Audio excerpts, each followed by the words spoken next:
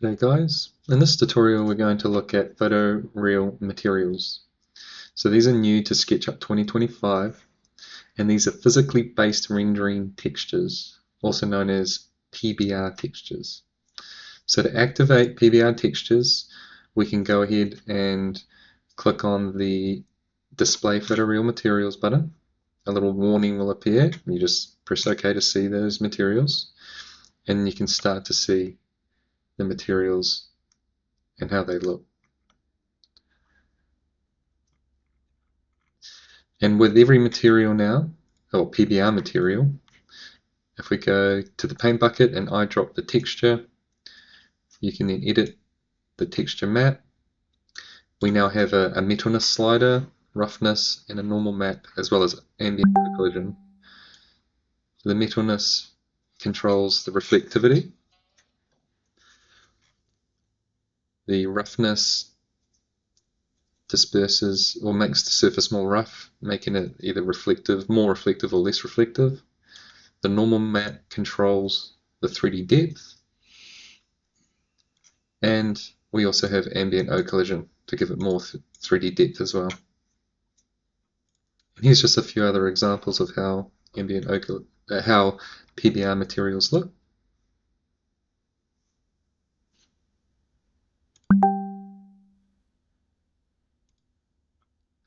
Again, if I drop that material and play with the normal map, you can see we can add some really good depth and detail to the texture. So let's say you had a surface that you would like to apply some tiles to. We could, search for tiles. You could find an image and download that, but the problem is sometimes texture maps don't repeat properly. So you can see this one's on an angle and the texture doesn't look like it's going to repeat. So we'll try and use it by just going to the File menu, Import, select the image and import. And you can see it definitely doesn't repeat and there's no reflectivity to it at all. So now what we have inside of the material dialog is an AI tool to generate textures that are repeatable, as well as generate the texture maps we need to give it 3D depth and reflectivity.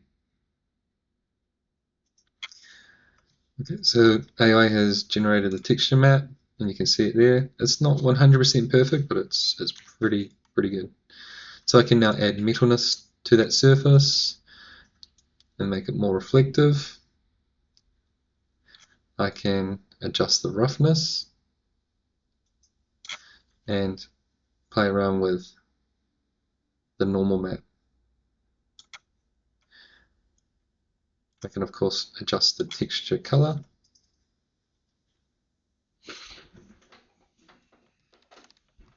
And there you have it. You've got a AI generated texture map that's now repeatable. Another really nice thing is that we have a new SketchUp content library within inside of the 3D Warehouse. To get to that, you can go to the Select tab and click on Launch 3D Warehouse, or go to the Window menu, 3D Warehouse.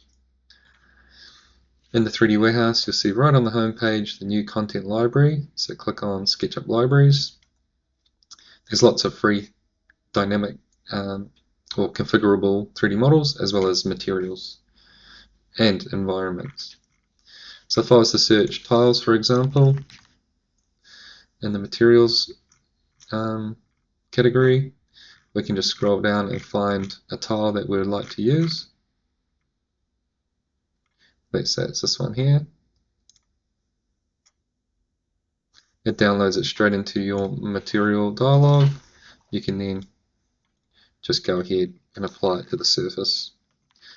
And of course you can then eyedrop and edit that material and turn on all the material maps that you want to use.